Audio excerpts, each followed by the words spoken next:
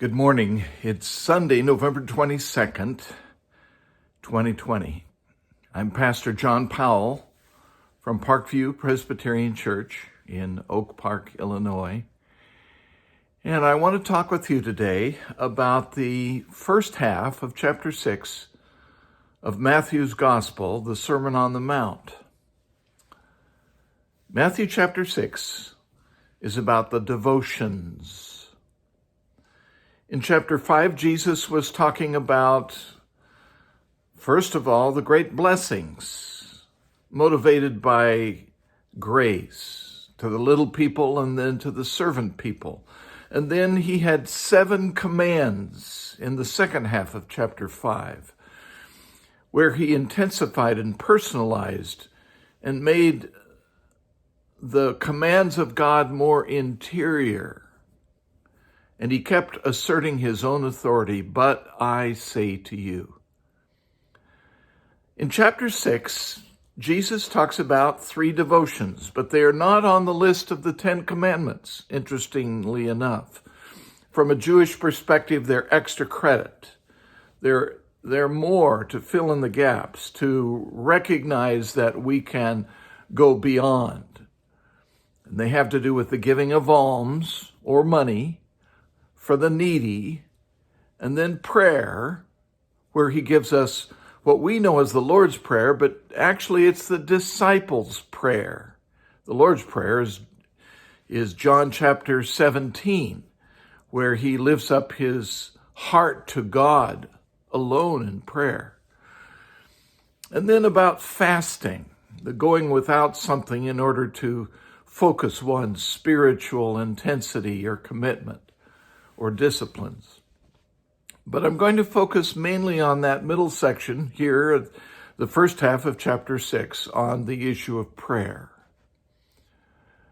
Certainly in the synagogues, and certainly in the fall, when we think about the time of our giving, the time of our making pledges for next year, we do well to hear what he has to say about the giving of alms. In the old days, in the synagogue, I guess when they were trying to make budget, they would have trumpets there in the synagogue, and they would call up the biggest givers in the church just to applaud them and to celebrate them. And you can appreciate their motivations and their intentions, but it was more about pride, actually. And Jesus has something very basic to say about that. Be careful not to do your acts of righteousness before others to be seen by them. The word there in the Greek is theatrics. Don't be into dramatical giving, theatrical giving. So when you give to the needy, do not announce it with trumpets, as the hypocrites do in the synagogues. The word in the Greek literally means hypokrete, actors, posers. Hypocrites are play actors. Like the hypocrites do in the synagogues and on the streets to be honored by others, I tell you the truth, they have received their reward.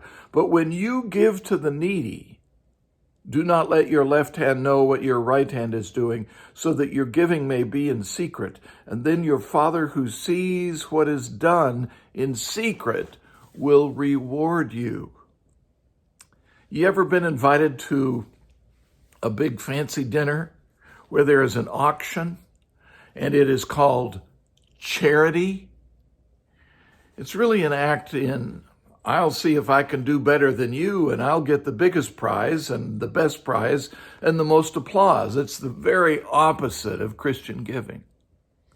It may do good, but the reward is already there. Before humans, it's about theatrical giving. And it's all about pride. And then Jesus shifts to the issue of prayer. He says this, "And when you pray, do not be like the hypocrites, for they love to pray standing in the synagogues and on the street corners to be seen by others." I don't know if you've been to the Western Wall there at the temple complex in Israel. But it is quite a sight to see those going back and forth in really quite a dramatic fashion. I guess it's about their intensity. Or maybe they're just showing off. I'll let God be the judge. But I tell the truth, they have received their reward in full. But when you pray, go into your room, close the door, and pray to your Father who is unseen. And then your Father who sees what is done in secret will reward you. In a typical house, there was a storeroom, a pantry, we might call it, where the food was locked away, the provisions for the family. That's what Jesus is talking about. Go and have a private talk with God. And when you pray, do not keep on babbling like the pagans. Why would they drone on and on and on to prove to their God that they were serious? To get their God's attention. To demonstrate how intense is their devotion. Jesus will have none of it. God already knows what we need.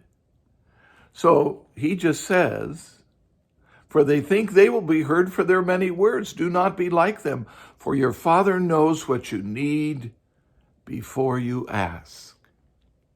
It's an intimate relationship. And then he says, pray then like this. Now, I have certainly heard now when children pray, you hear a prayer, now I lay me down to sleep, I pray the Lord my soul to keep, etc., etc. It's a formula. It's an example.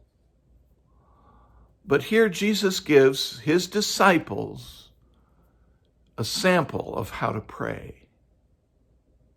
Pray then like this.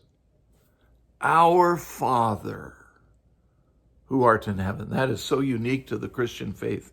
God is not the great lawgiver of some.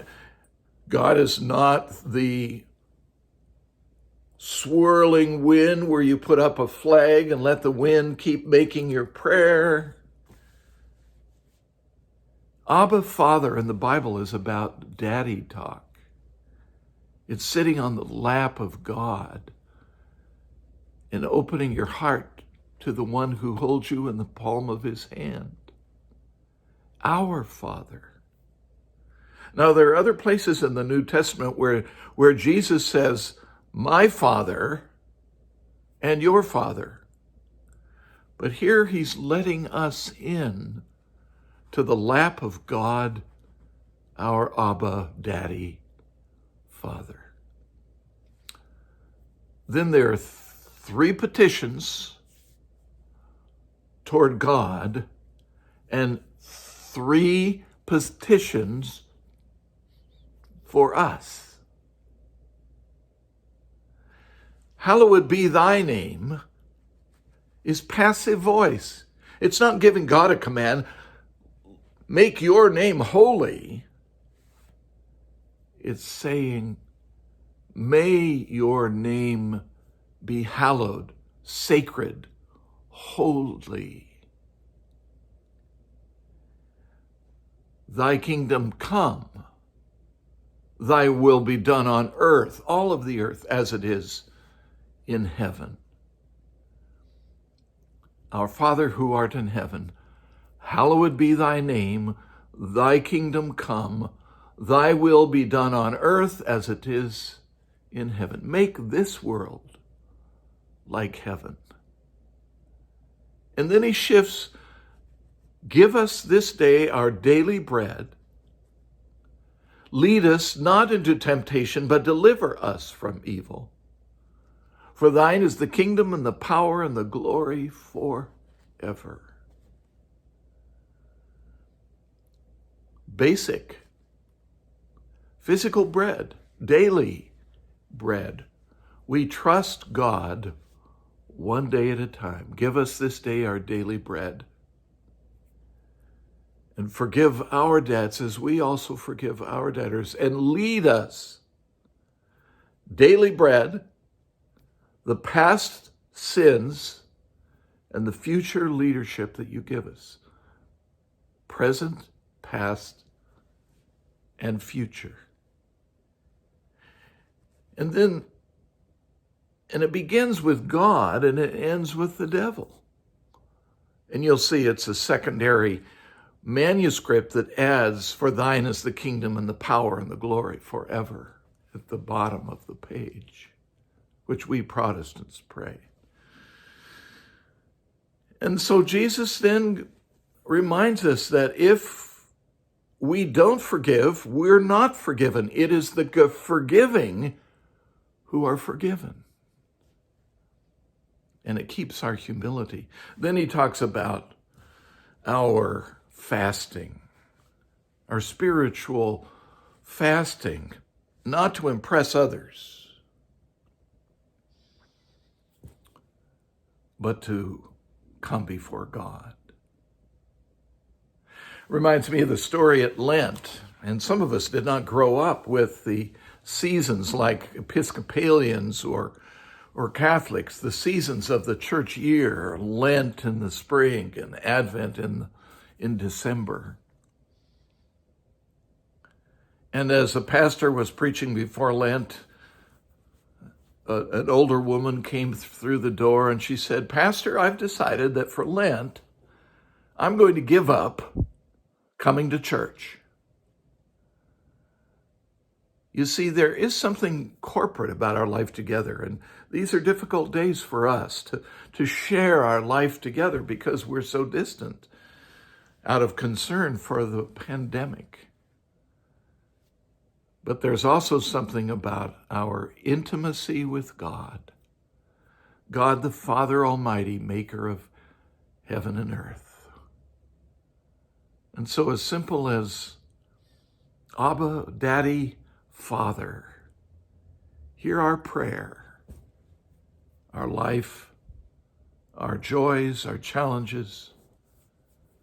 As some of us know, prayer is about ACTS, adoration, confession, thanksgiving, and supplication. God bless you and yours this season, these days. And as we are anticipating Thanksgiving, may we lift our prayers of thanksgiving. In the name of the Father, and of the Son, and of the Holy Spirit. Amen.